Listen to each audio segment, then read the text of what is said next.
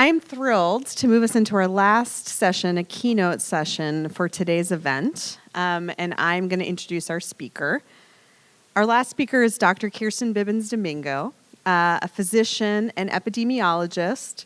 She is the current editor-in-chief of JAMA and JAMA Network, very big job, but she also still retains her academic appointment as a professor of medicine and biostatistics and epidemiology at University of California, San Francisco.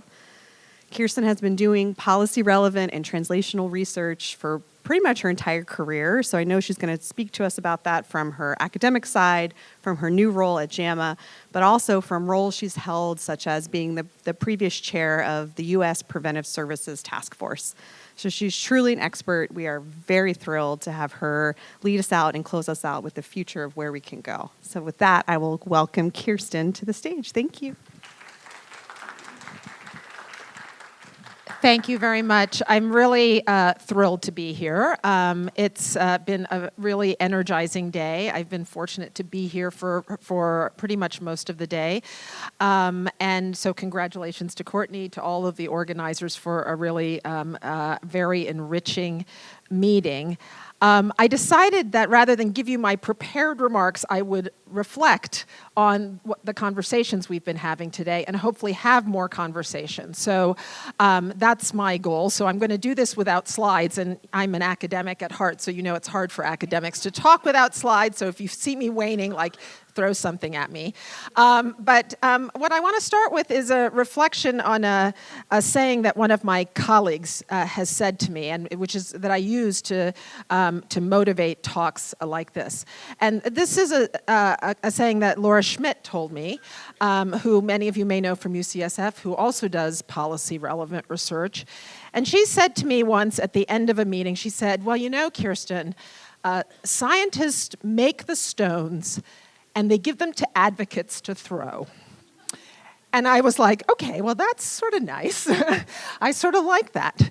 And I use this motif often when I give talks to people early in their careers trying to think about how to do policy-relevant research. I will say for some people, they don't like the stone thrower analogy, doesn't work for them. They don't hang out with stone throwers, or they're not stone throwers themselves. So the analogy works if you say scientists make the stones and they give them to builders to build, right? So for policy-relevant research, you can also think about that, right? So there are three reasons I like this analogy. So first, it basically acknowledges that we all get into this business because we want to see change in the world. We want to see better health for our patients. We want to see better health for the communities we work in, better health for the population. But that's a team sport. So no matter what part of the spectrum we work in, we have to work with others in order for that thing to happen, right? So that's the first thing. So making change, improving health, in this case, adopting policies, evidence-based policies to improve health, is a team sport. The second thing is that I like about this analogy is that it acknowledges that there are distinct roles people play that are very different, right? The stone maker is not the stone thrower in this analogy.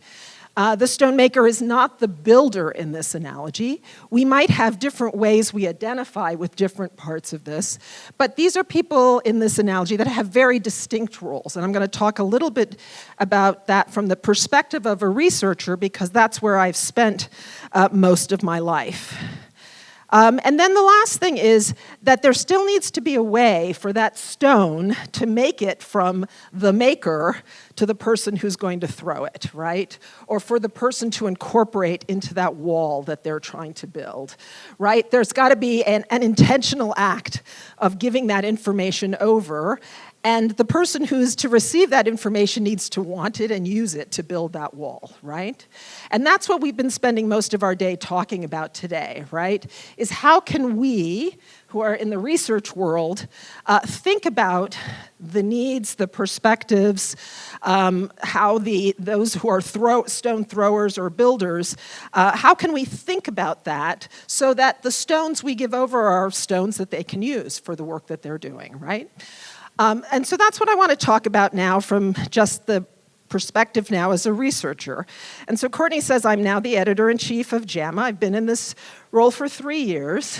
I'm still a faculty member at UCSF on leave, and I've spent most of my life as a researcher, right? So I'm a general internist, I am a cardiovascular disease epidemiologist, and it turns out that much of the work that I have been interested in has been work that I hope will change guidelines, will change policy, and so I've thought aloud about that, and that is, in fact, one of the reasons I took the leave to become the editor at JAMA, because of the roles that journals play in this process.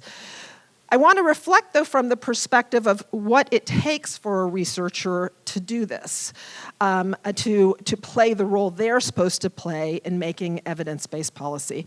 And I'll use that just to riff off of some of the things that we've heard from the earlier panels. So the first is to actually understand that you are not living in isolation, that no one is going to change their mind because you wrote a brilliant paper. You've heard that today. You all know that. That in order to make change in the world, you have to think about the world of people who are working in these other arenas, right? To think about what it is that they think about and care about and what motivates them, right? How do we do that as researchers? We're busy. We're doing the research work that we're doing. Part is just to be aware of the issues that are happening at the state level, happening at the local level, happening at the federal level. Read about the issues that you care about and stay up to date on those.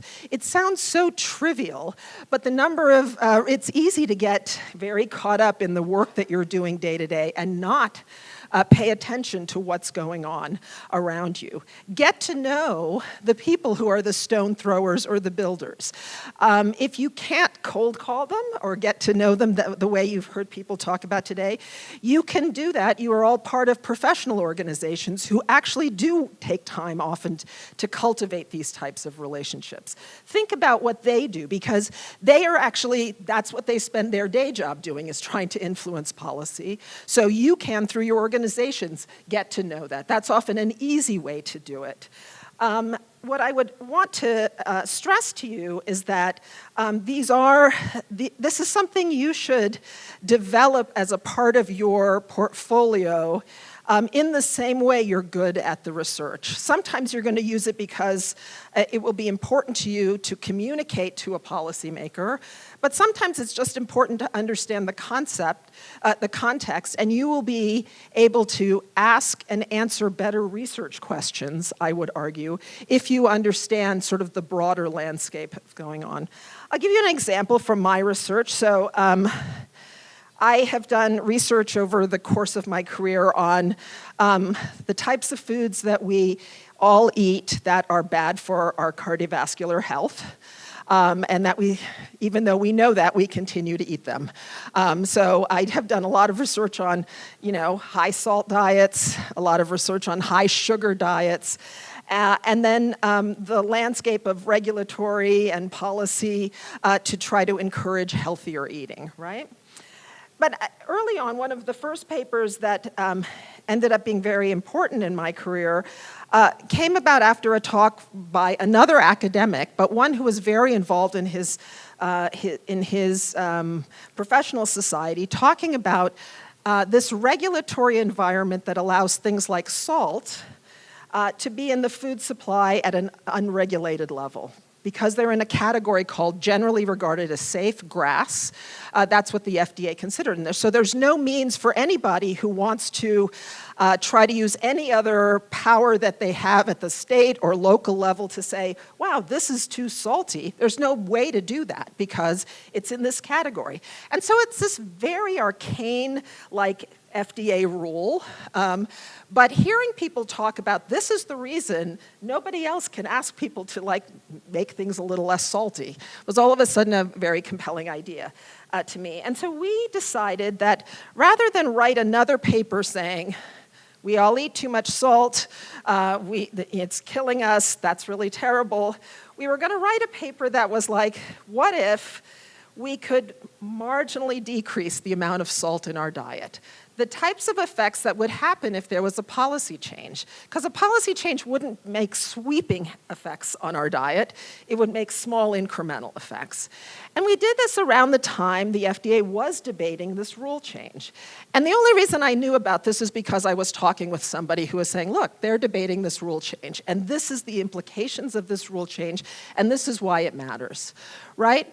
So we ended up writing a paper which was not about big effects of how terrible it is that we eat too much salt, which we do, but about what would be the effect of a policy change, just a small hypothetical effect. And it ended up being very large because across the population, these health benefits would be very large from adopting this change. I tell this story mostly just to tell you that was a better paper. That was a better, more impactful paper, precisely because I had an idea of the environment that this was all taking place in, right? Another example that I'll give, we've heard a lot about timing. So my favorite thing this morning was the research panel talked about timing on, yeah, we submitted this paper and it got a lot of comments, and then we decided to retract the paper, and then we submitted it somewhere else. And then you hear the policymakers talking, it's like 24 hours. If you don't call me back, we're not gonna listen to what you say. Right? So that's like right there is the difference between the academic and the policymakers' time scale. So during COVID, we wrote a number of EPI studies looking at excess mortality in California using California death records. And we wrote them to look at which communities were affected, which parts of California were more affected, what were trends over time during the pandemic.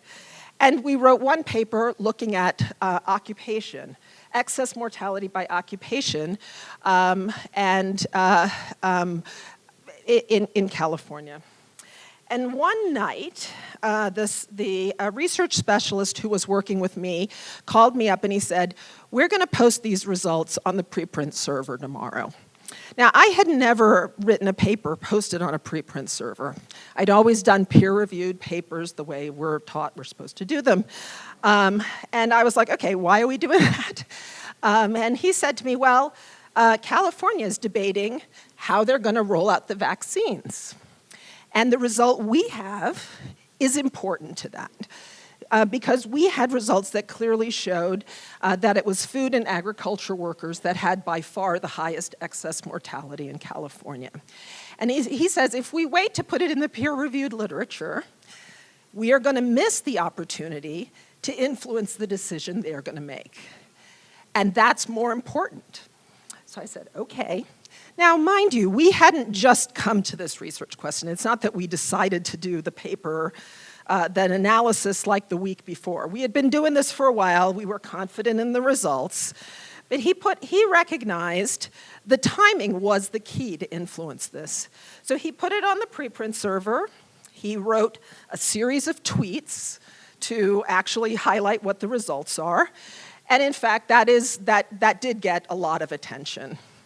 And the way California rolled out the vaccines was to prioritize, in addition to other risk, to put occupation as a risk for vaccine allocations. We eventually did publish this paper in the peer-reviewed literature. It ended up appearing in the briefs that informed the Supreme Court case on occupational health. And the one thing I learned about that case was just how important not just understanding the policy landscape is, but understanding the timing. The timing is everything in many ways. Now, we can't always influence this because we can't do research works at the pace that research works, but sometimes we can, and that can make the difference, frankly, between the type of work that academics often do, which is to critique things after they've happened. That's bread and butter. To trying to think a little bit more proactively and how can we recognize that timing and sort of work to that. So my first lesson for all of you in the research arena is you have to know the policy landscape. You have to read, you have to be aware, you have to think of the way you can do that within the context of the way you work and the way you like to interact. But I would argue that not only is this important for evidence-based policy, but it also makes for more interesting research questions and makes for more interesting the bread and butter that you do every day will make it a little more interesting from that perspective. The second thing that I would say and observe is that in this analogy of the stone maker and the stone thrower, the stone maker still has to be a really good stone maker, right?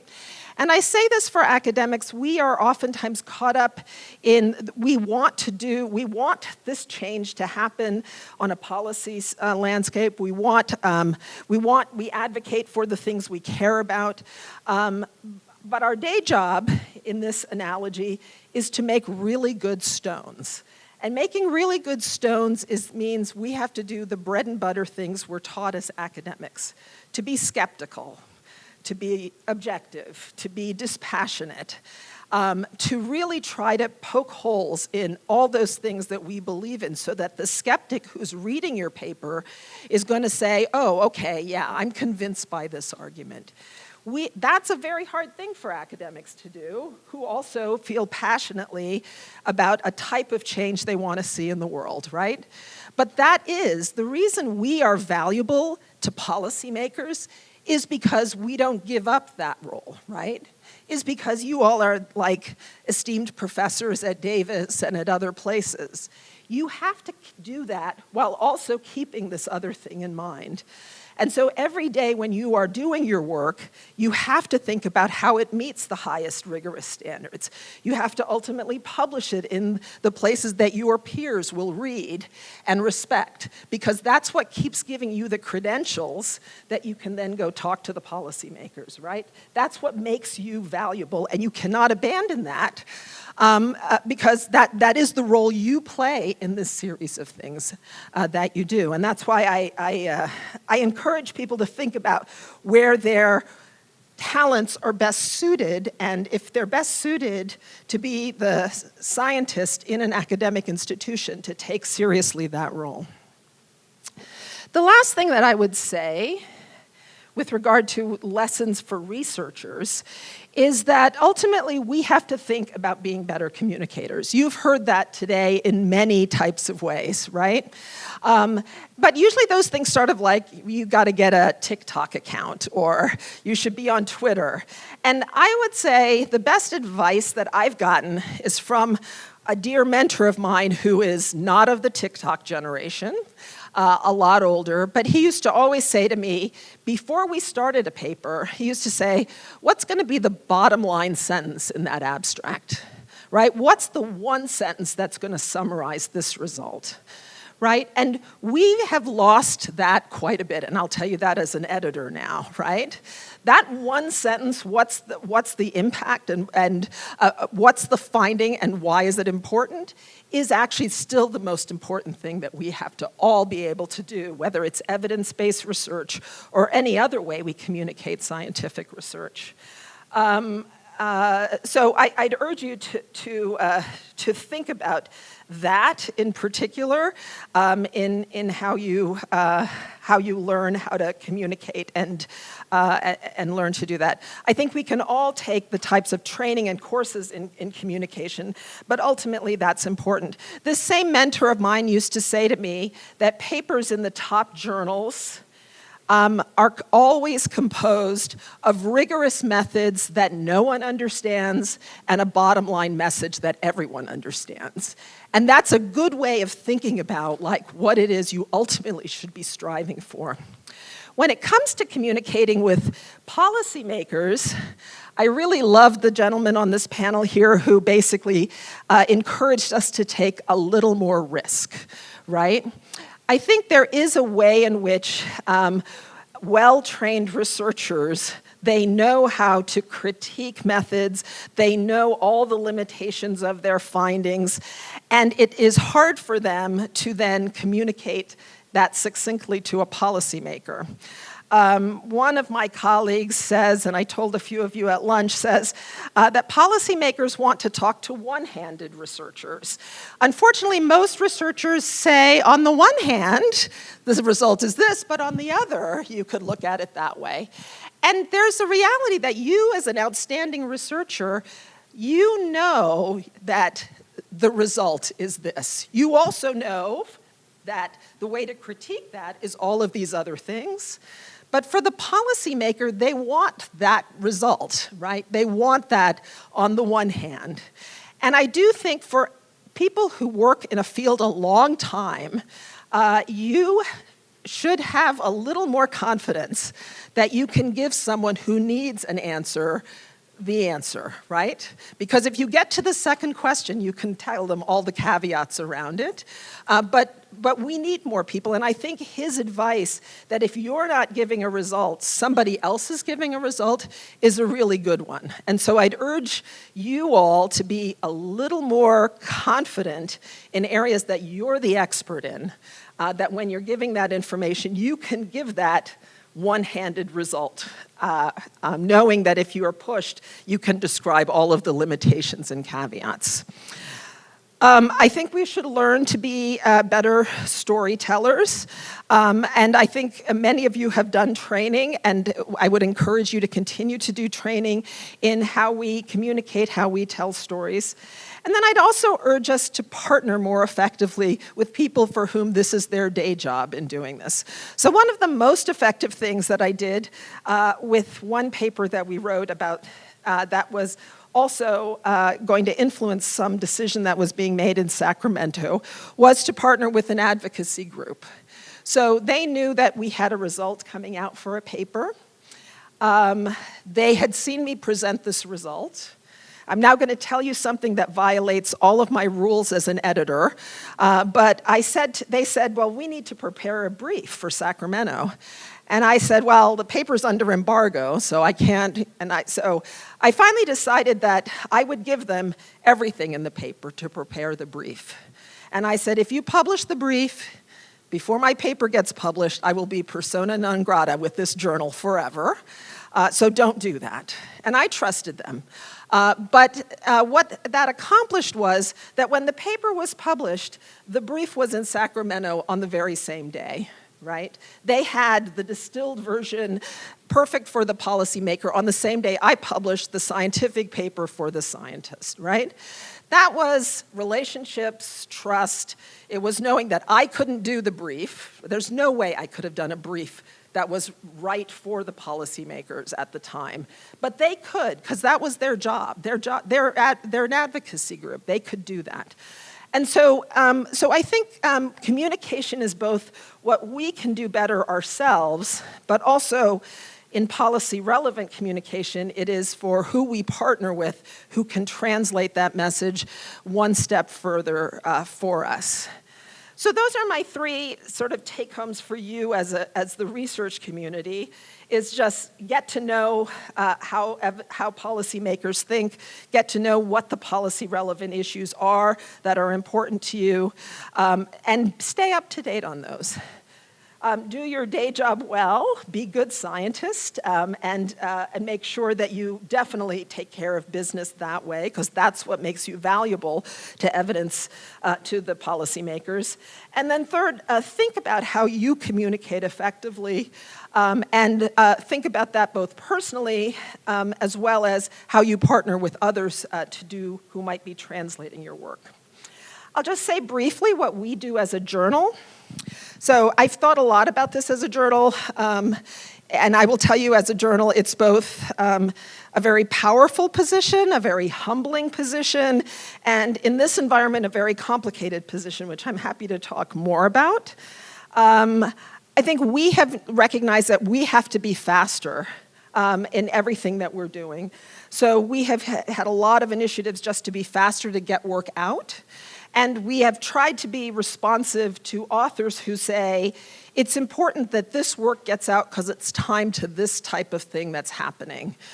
So an author who makes that case to us, we're very willing to try to think about how, without compromising any standards, we will get the work out there quickly. And we've done that on a number of occasions and have had very good feedback for authors who are trying to do policy-relevant work that oftentimes has a particular timeline. We've tried to do a lot more publication with context around it. And here I want to say, as a lot of the narrative today has been around this great scientific result, how to translate for a policymaker and get it to them so they see it to make evidence-based policy. The reality, as we all know, is science is super complicated, right?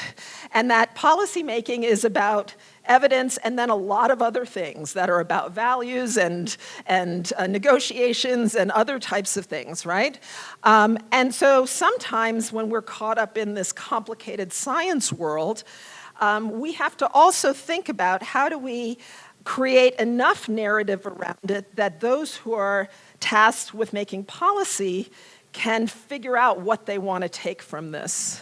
So that's why most of what you'll see in our journal now is published with a lot of editorial content around it. Not that we as a journal write, but that we get others to write about so that they can say, this is what we think this result means for how we practice medicine. Or this is what we think this result means for how much this medication is going to cost. Or this is what we think, this result is counterintuitive, but here's why we think we should change policy or we shouldn't.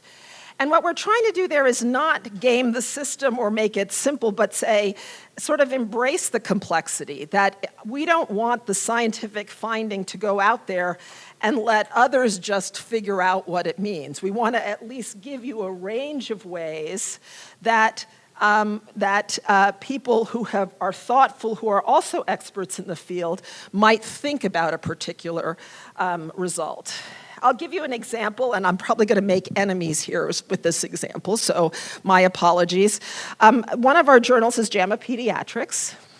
JAMA Pediatrics had an article on fluoride, an article commissioned by the NIH that showed that high levels of fluoride are associated with small reductions in IQ. The article was peer-reviewed.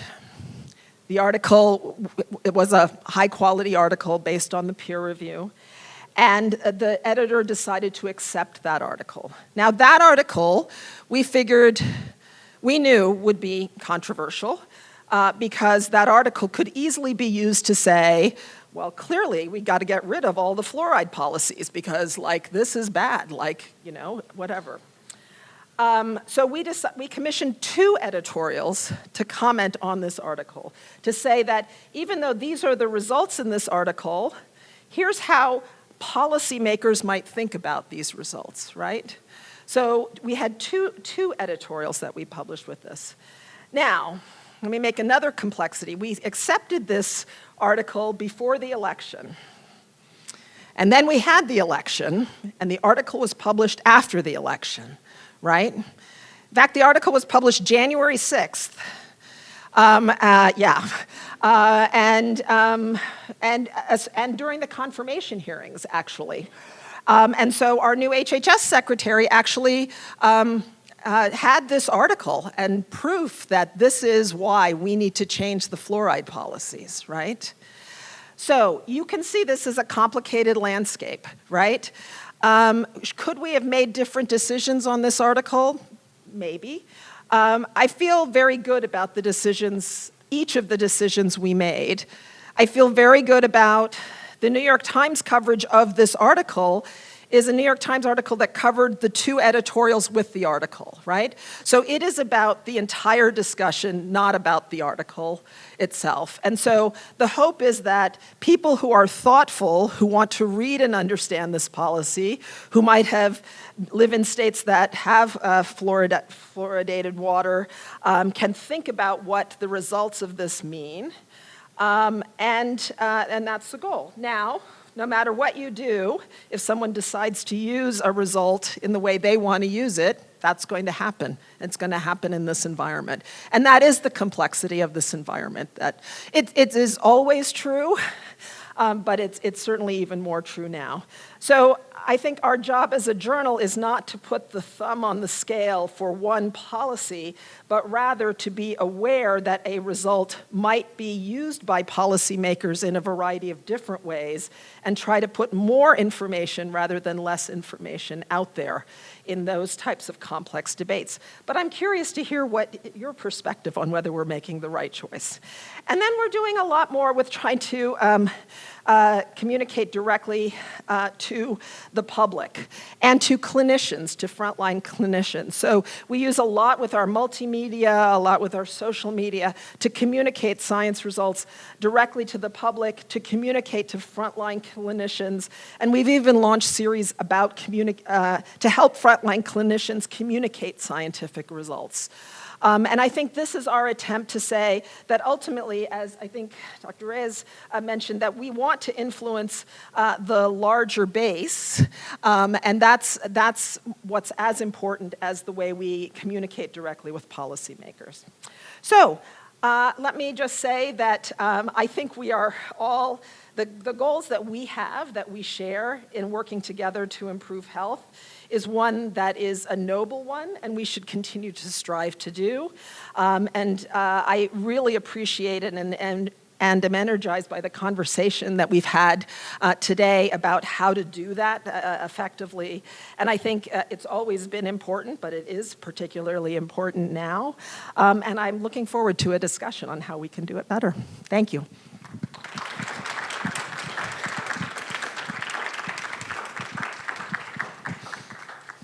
All right, yes.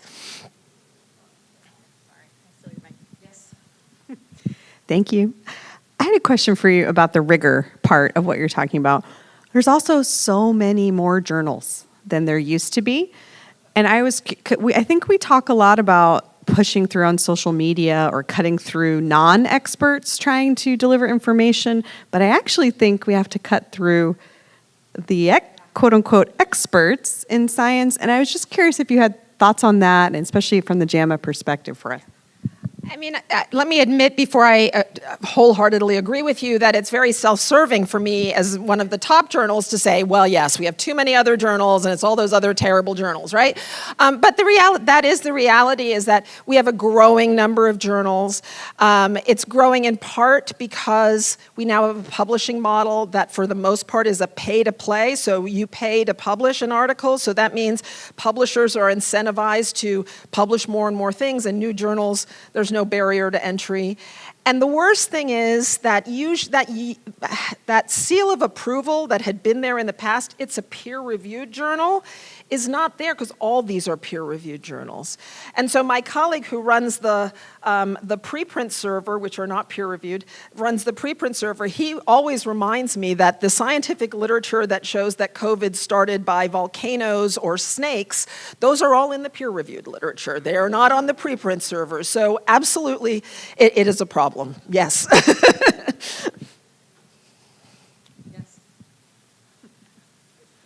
No, thank you for that really wonderful and insightful presentation. Actually, this is a question that my group, we just ran out of time to get to, but appreciate your perspective on this. So as with my panel of policymakers, one of the things we talked about is that in publication, there's a bias toward publishing positive results. They're more interesting than negative results. But policymakers actually also want to know negative results because they want to know things that don't work. So I guess it's not so much, a question for you as the editor, but perhaps also as a researcher. How can we try to help also inform policymakers about things that, well, we tried and it didn't work, and we just didn't bother to go publish it because, first of all, it takes a lot of effort, and then less likely to admit it and so forth, but it's still going to be very useful for policymakers to know what didn't work. Yes. Yeah, thanks very much. So yes, I think that's really important. I would say we tend to publish, well, we don't mind publishing negative results, and we do publish a lot of negative results. I think we as an editorial team try to hold our authors and ourselves to the standard of like, is this important for people to know? Is it consequential information that you would use in either to change how you take care of a patient or change a policy? And negative results, I totally agree with you, would be in that category. Not all negative results, but also not all positive results, frankly. It's like, is it consequential for what we're going to do? Yes. Yes, please. Thanks so much for a great set of remarks. Now, I was thinking that the last time I heard you speak was at UC Center Sacramento, so it's great to hear from you again. And now I'm trying to think what my question was. Maybe we can come back to me? Come back and ask me again if there's someone else. Seconds. Okay, Abby has one. Thank you. So I've been reflecting on the day about the sort of dual need for knowledge and what kind of research focus we have in this environment where we still want to push the envelope forward and move medical discovery and healthcare forward, but we're also being asked to justify some of these questions like diversity bad, insurance coverage good, that we really have researched endlessly and have a lot of evidence on.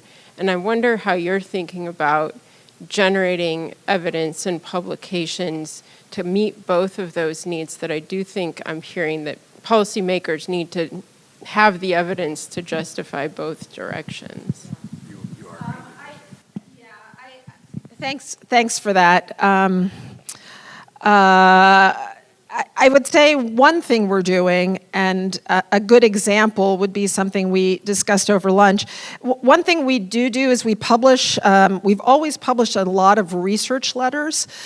Research letters are single observation letters. They're 600 words, and we do them now, and what I'm sensing a theme is we're doing a lot of just like, no, here's actually what the number is, type of work. And so the example would be, we published a research letter on the proportion of Medicaid spending for undocumented immigrants, which just says, yes, it's a fraction of 1%, right? Now is that a big research study? No, it's actually just trying to put a number out there to help arm people who are thinking about a policy relevant discussion with what the number is.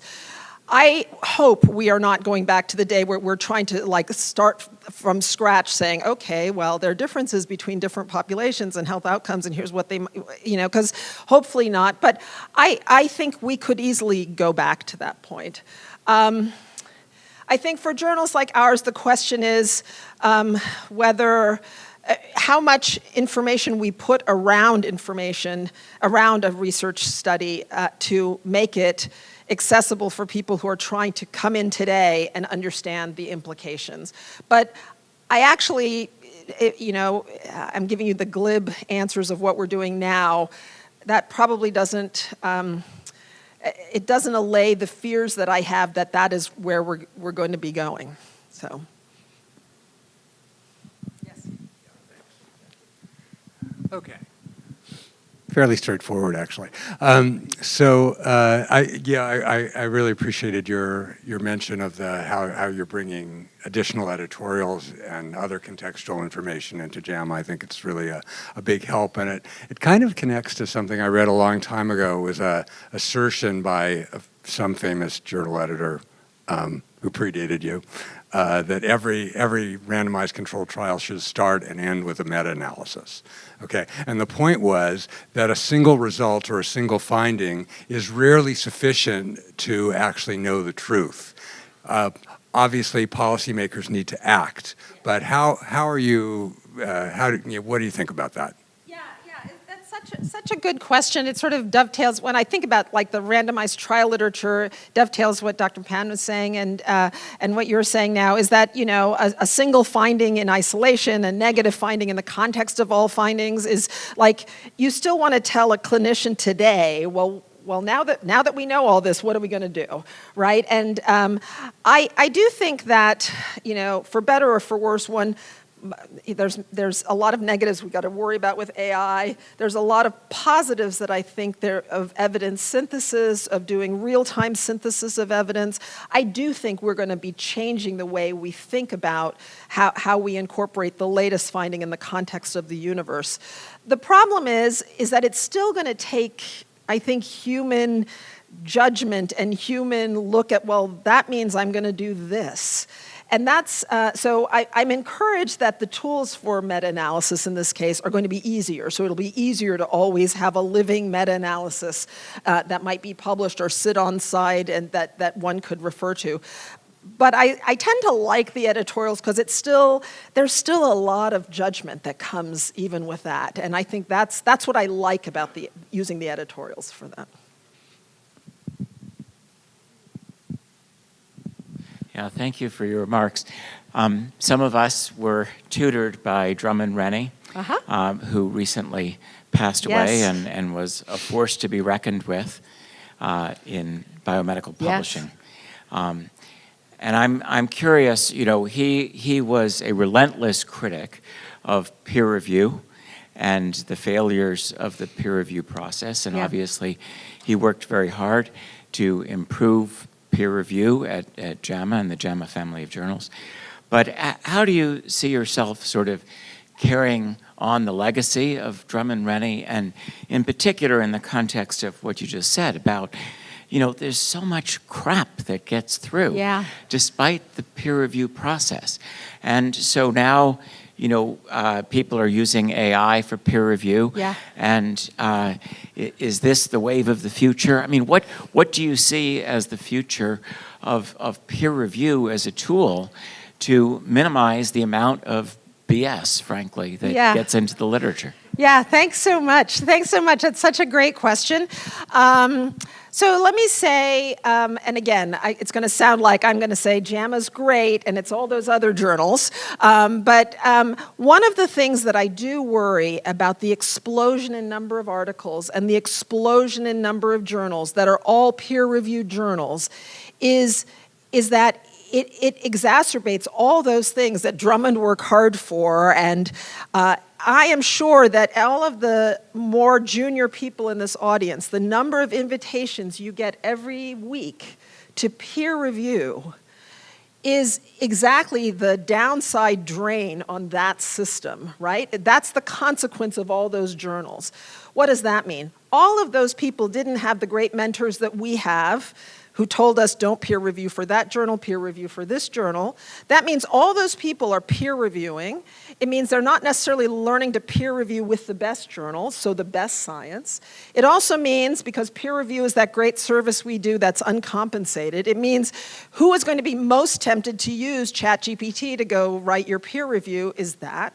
And so that is a big problem for our field. We should all care about high quality peer-reviewed evidence, right? And I can say at JAMA, I don't have a problem getting top people to say yes when I invite them to peer review. I have an experienced editorial team that knows how to take 3 peer reviews and then still decide to make a decision, not based on just what the peer reviewer is saying, but on the collective wisdom of a bunch of editors thinking about that. I know how to get initial peer reviews if we don't think we have the right quality. But we're a high-touch, high-journal. We have a lot of people we pay to get that whole thing done. What I worry about is the massive peer-reviewed literature. And we should all care about that. It's not enough to say, well, yeah, it's not your paper, it's not the paper we published. We have to care about that, because when people say the peer-reviewed literature looks like this, that's our problem, and that is the problem. Now, I tend to be a little bit sanguine about AI, because I do think there are things that AI could probably make peer review easier. I don't need you to go and tell me what the statistical protocol looks like, whether they follow the SAP exactly, what dates. I probably could get a machine to do that. And I need you to tell me this is really important because the policy implications of this are this. And that's something right now, no LLM is going to do that well. They're not going to be up to date. They can't give me that judgment. And I would rather think about using machines to tell me lots of, yes, they use this test and the data is this old and there's this amount of missing, that I don't need peer reviewers to do. But what I worry about how we train peer reviewers is that they're peer reviewing for a bunch of not great journals without great guidance. That's a big drain on the system, and we cannot keep the standard of peer review high unless we also figure out how to acknowledge this thing that's in the mass of the literature. So thanks for the question. Really one I worry about all the time.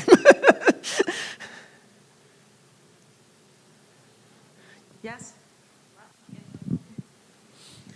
Hi, thank you so much. I can't believe you did that off the cuff. Oh my gosh. So you said you're kind of on sabbatical as your editor-in-chief. When you wrap up as editor-in-chief and go back to research and practice, how do you think your experience will change how you do that work? Yeah, that's such a great question.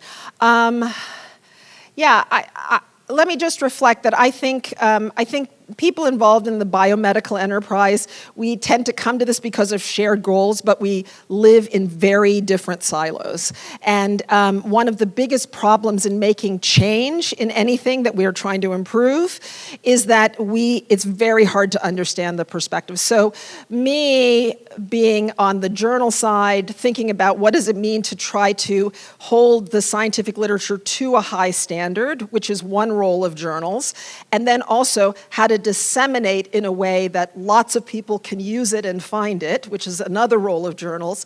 Those are two things that it's important to get right. And I think, I don't know exactly what I will take back, but it's in those two areas. Because the problem is for the academics is we think of journals as they're up there and I just need to get my paper published. And I think the perspective of a journal in thinking about high standards for science and then outstanding dissemination to the right people is perspectives that people should start with when they're the ones actually producing the science. And that's what I will bring back for sure, because that's what influences me.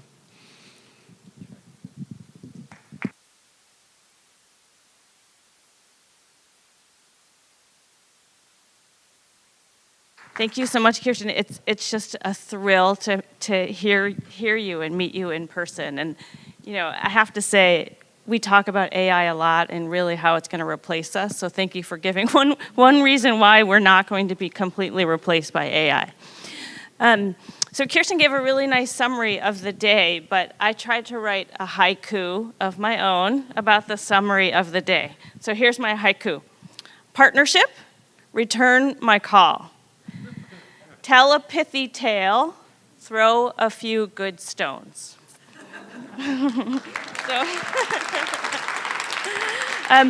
Well, thank you to everyone for joining us today. Thank you for those online, for the planning committee. Gosh, Courtney, for your incredible leadership in getting this all together, for the staff, the panelists, really everyone who's here, and particularly for the School of Medicine for helping us to put on this event.